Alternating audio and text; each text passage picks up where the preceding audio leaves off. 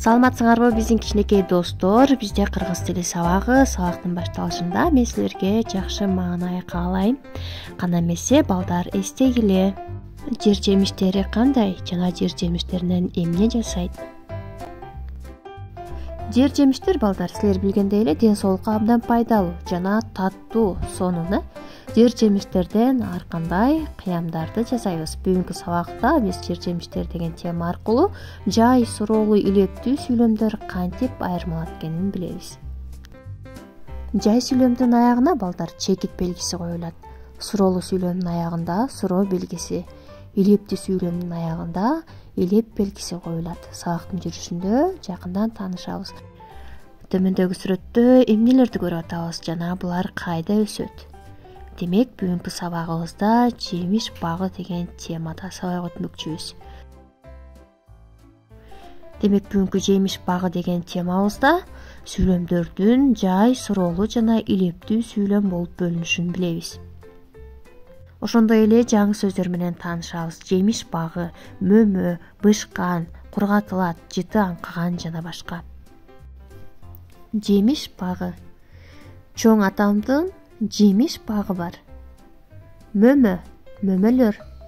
Жемиш багында мөмөлөр көп. Ошондой эле бышкан деген сөздүн маанисин түшүнөбүз. Биз бышкан алмаларды тердик. Ширин же болбосо таттуу. Бул жүзүм, шабдаалы, ширин же болбосо жыты аңкыган, жыттуу. Жыты аңкыган мөмөлөр кандай сонун? Кургатат деген сөздүн маанисин түшүнсөк. Бышкан жемиштерди кургатат. Эсиңерге сактап калгыла балдар. Төмөндөгү окулган сүйлөмдөр кандай сүйлөмдөр? Жогоруда биз жай сүйлөм, суроолуу жана илептүү сүйлөмдөрдү окудук. Эми болсо сүйлөмдөрдү толуктайбыз. Окуп алган болсок, чогуу биргеликте текшеребиз. Жөнөкөй сүйлөмдү табабыз. Чоң атама жардам беребиз. Ал эми жемиш багында эмнелер бар? Бул суроолуу сүйлөм. Жыты аңкыган мөмөлөр кандай сонун? Бул илептүү сүйлөм. Демек, балдар силер дагы сүйлөмдөрдү тыныш белгисине жараша туура окудуңар деп ойлойм. Азыр болсо текст окуп жана тапшырмаларды аткарабыз. Жемиш багы. Эржан, менин чоң атамдын жемиш багы бар. Анда алма, алмурут, өрүк, кара өрүк бактары өсөт.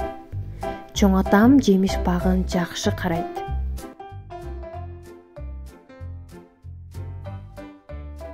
Биз үй бүлөбүз менен чоң атама жардам беребиз. Бышкан мөмөлөрдү теребиз. Чоң энем менен апам жемиштерден кыям, шире жасашат. Ошондой эле мөмөлөрдү кургатып, каак жасайбыз.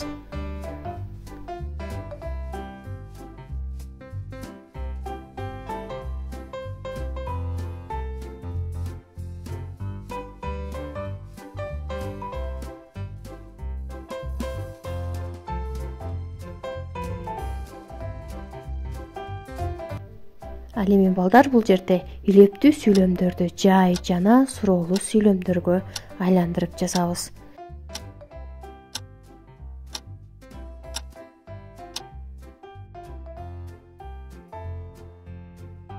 Анда эмесе балдар, мөмөлөр кандай? Алардан эмнелерди жасашат? Айтып бергиле.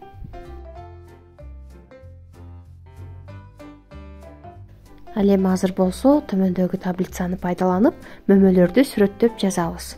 Формасы кандай, түсү кандай жана даамы кандай?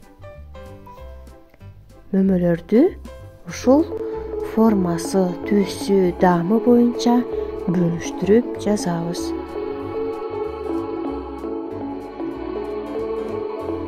Мисалы, үлгөнү карай турган болсок, кара өрүк формасы боюнча сүйрүү, кичинекей, түсү көк жана таттуу. Кана эмесе балдар, жыйынтыктайбыз. Биз бүгүнкү сабакта эмнелерди билдик? Эмнелерди үйрөндүк? жемиш багында эмнелер бар? Алар кандай экенин билдиңер деп ойлойм. Ошондой эле жай, суроолуу, илептүү сүйлөмдөрдү айырмалаганды түшүндүк. Өзүңөрдү баалап, бүгүнкү сабакта кандай иштегениңерди үй бүлөңөргө айтып бергиле.